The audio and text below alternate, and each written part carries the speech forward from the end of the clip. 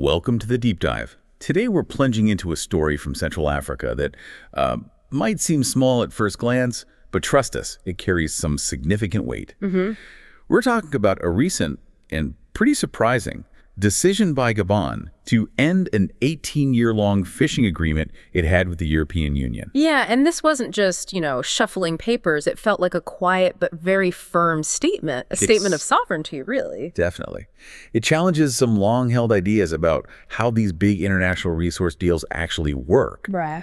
And to really get to the bottom of it, we've been digging into the sources, articles, analysis, reports that lay out, the mechanics of the old agreement, the history leading up to this break. Gabon's reasons for walking away, and maybe most importantly, what was really at stake for both sides and what this could mean going forward. Exactly. So our mission here is to unpack that old partnership, explore why Gabon finally said enough, peel back the layers on the hidden costs and benefits. Yeah, and look at the ripple effects, because this could have impacts way beyond just Gabon and the EU. So buckle up.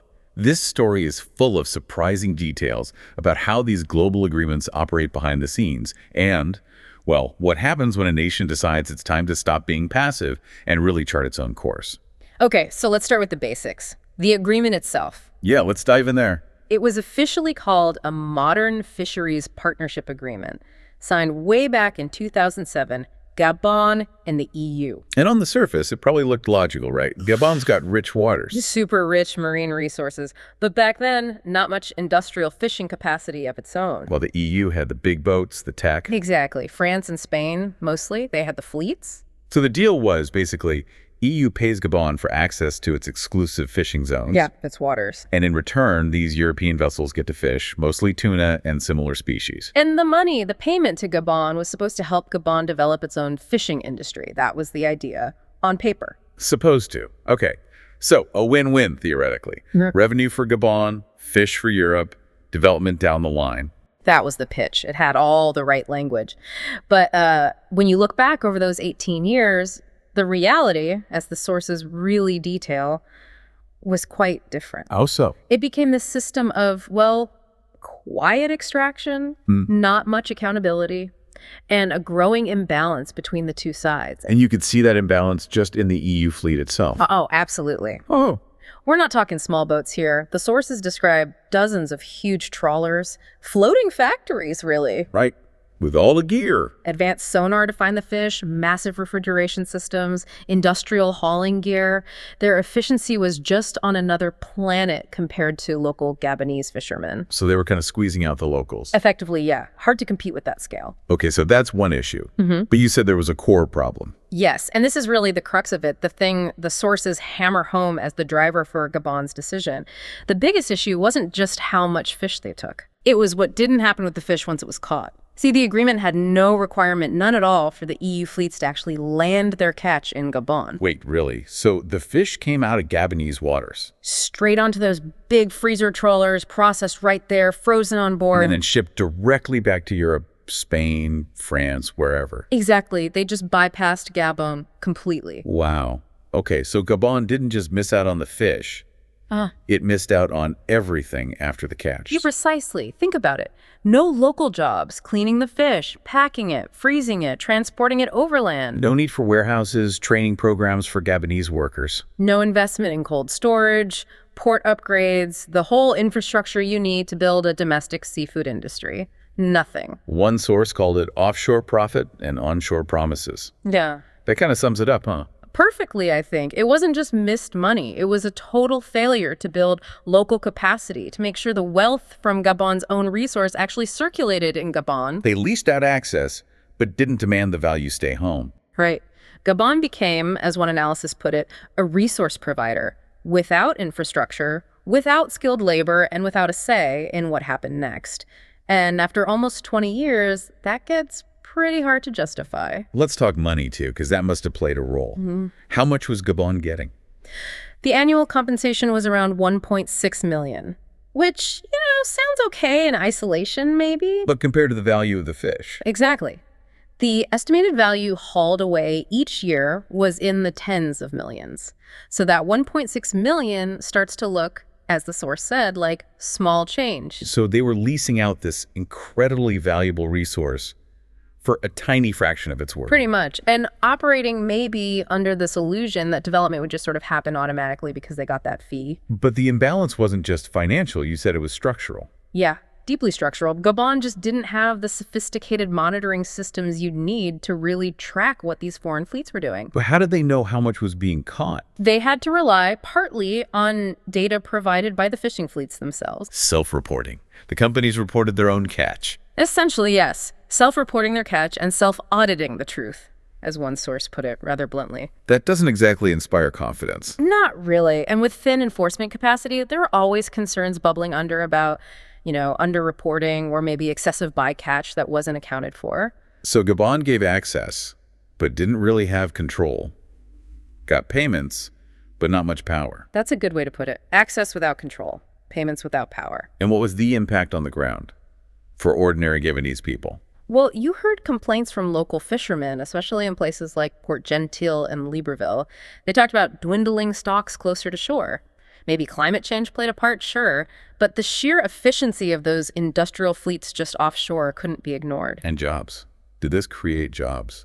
Very few, sadly. Young people looking for work in fishing, which should be a natural fit for a coastal nation, right? They found almost nothing. That dream of a vibrant fish-based economy, it just stayed suspended, unrealized. It's strange, though, how this seemed to fly under the radar for so long, compared to, say, oil or timber deals. Yeah, the sources mentioned that it was less visible. No headlines, no protests, just distant vessels on the horizon. But the resentment was building underneath. Definitely. Among those who understood the mechanics, yeah. The agreement started being called things like a legalized siphon, a perfectly legal way to drain wealth without leaving much behind. And this is where things started to shift internally in Gabon. Exactly. You started seeing a new generation of Gabonese policymakers, analysts, people close to the eventual transitional government. They began asking some pretty direct questions. Like what? Like, okay, if this is supposed to be a partnership, where's the actual progress for Gabon? Or if this is cooperation, why are we still just watching the ships sail away from the shore? Those questions aren't just aimed at the EU, are they? They're also kind of challenging Gabon's own role. Absolutely. It was a challenge to Gabon's passivity, this idea of being just a resource donor.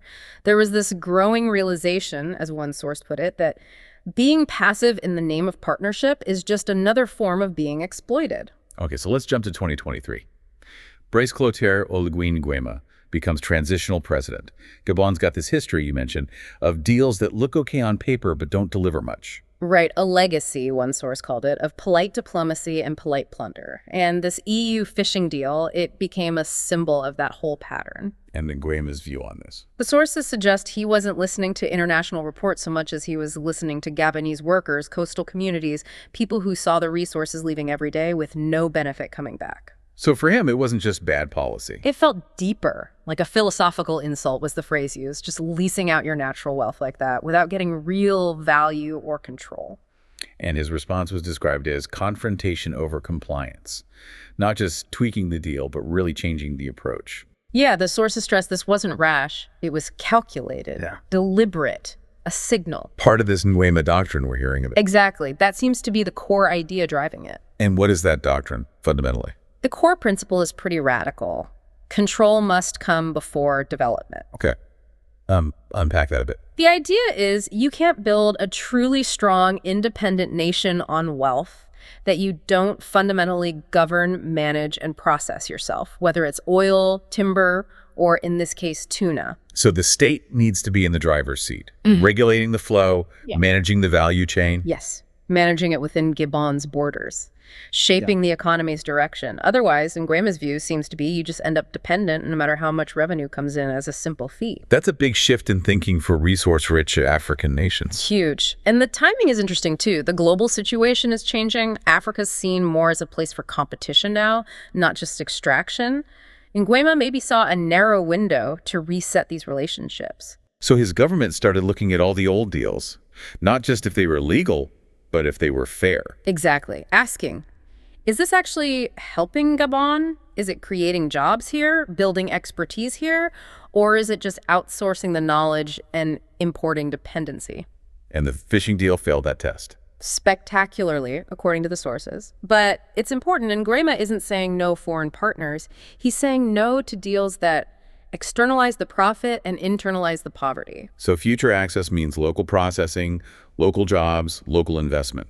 That's the message. No more fly-in, fly-out economics. No more ghost fleets that just take and leave. There was an analogy Nguema reportedly used. Yeah, calling the EU deal a rope around the ankle, a leash. Ending it wasn't just about economics, it was a cultural reset, a statement about self-determination. Let's go back to that phrase, invisible erosion. What was the true cost beyond the missed money? It's called invisible because it's not like a sudden disaster. It's the slow hollowing out of potential. Economic potential, industrial potential, human potential. Because the resource left, but nothing grew in its place. Exactly. That whole economic ecosystem we talked about, it never materialized. The cold storage, the processing plants. The training for Gabonese workers in sorting, filleting, packing, the local logistics firms, the chance to export high-value product of Gabon seafood. All those potential jobs, industries, just gone. Thousands of jobs, potentially, across multiple sectors. Refrigeration techs, quality inspectors, port managers. Instead, Gabon got, as one source starkly put it, the rawest deal. Just a check while the values sailed away. And there was also a loss of knowledge. Data. Huge. Without a local industry, without strong national monitoring, Gabon had very little insight into its own fish stocks. What was being caught, how much, the health of the ecosystem. They were relying on the EU fleet's self-reported data. Largely, yes, which creates this national blindness, as the source calls it. You can't manage what you can't properly see or measure. And you can't negotiate from strength if you don't have your own data. Precisely. A country that doesn't process its own materials loses not just value, but knowledge. Critical knowledge. This sounds like that classic post-colonial pattern. The extract, export, forget model. Raw materials go out, refined goods might come back at a higher price, and the value gap widens. Gabon's marine sector could have been a chance to break that cycle. It really could have. Build a blue economy based on keeping the value at home. But under this agreement, stagnation for Gabon's industry. And the local fishermen, they were feeling it. They were noticing the changes, yeah. Dwindling catches near shore. A silence in the waters, as some described it. And the cost for the next generation. That's maybe the saddest part. All that potential in the blue economy, fishing, processing, science, logistics, largely untapped, in a country needing jobs for young people. They missed the boat, literally. Yeah. The source put it very bluntly. The fish left, the youth stayed, and nothing connected the two. So after 18 years of this, how did Gabon actually pull the plug? Was it dramatic? Surprisingly low-key, according to the sources. No big public fight, just a simple sovereign statement, we are done. They followed the termination clause in the agreement, gave the required notice. And that silence of that decision was deafening. Europe was surprised. Genuinely caught off guard, it seems. Brussels acknowledged Gabon's legal right, of course, but they apparently hadn't seen it coming. Why not? Weren't the issues obvious? From Europe's perspective, maybe Gabon seemed stable, predictable. The agreement had been renewed before without this kind of pushback. They perhaps didn't grasp the depth of the frustration or the shift in thinking. Was it just surprise or something deeper? Fear. The sources definitely point to a deeper fear in Brussels. Gabon's move wasn't just about losing one fishing ground. It was seen as a potential crack in the whole system. A rupture in a carefully maintained facade. Exactly. The real worry was the domino effect. Meaning other African countries might follow suit. Yes. If other nations with similar EU deals, and there are many, look at Gabon and say, hey, they're right.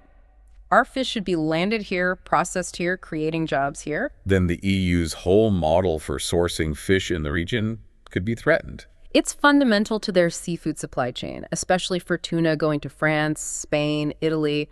Dozens of these agreements exist in West Africa.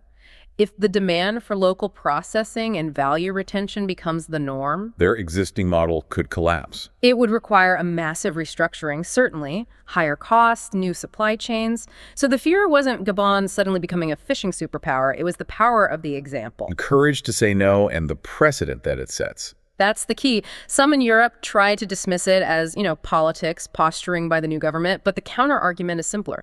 Gabon learned over 18 years, saw the deal wasn't working for them anymore, and just outgrew it. And this lines up with broader trends we're seeing. Less automatic deference to Europe, more focus on national interest. Absolutely. Weakening traditional leverage for Europe in some areas, combined with this new generation of African leaders focused on value, on autonomy, Gabon's move fits right into that shift. Are other African countries watching closely? Oh, definitely. The sources say countries like Mauritania, Senegal, Cote d'Ivoire, Guinea-Bissau, many share similar frustrations. Lack of transparency, stock concerns, no real domestic development from these deals. So Gabon gave them a kind of roadmap. A blueprint, yeah. We've seen protests by fishermen in Senegal, for instance, about the impact of foreign trawlers. Activists have been raising alarms for years. Gabon showed it can be done. And importantly, walking away didn't mean instant chaos or sanctions. Right. It just required clarity about what wasn't working and the political will to act on it. This no longer works for us. Simple as that. But there are real commercial consequences for the EU companies involved. For sure. They need new fishing grounds, face higher costs maybe, logistical headaches. It challenges those old, comfortable ways of accessing resources without much local commitment. And Brussels' response. Trying to smooth things over. Careful, measured, open to dialogue, talking about future partnerships based on mutual respect. Yeah. But the sources see this partly as damage control. They know the ground has shifted. Something fundamental has changed, yes. Gabon spoke with actions, not just words. And you can bet the rest of Africa is listening very, very closely. So wrapping this all up then, the big takeaway seems to be Gabon's decision wasn't just about ending one fishing contract. No, much bigger. It was a strategic assertion of sovereignty, a rejection of that extractive model that caused the invisible erosion we talked about. And maybe the first real test of this new Nguema doctrine. Prioritizing control, prioritizing value creation at home. Over just being a passive supplier of raw materials. This deep dive really shows how agreements that look simple on paper can have these profound long-term effects on a country's development, its whole potential. It really does. It makes you look beyond the headlines. And it leaves you wondering, doesn't it?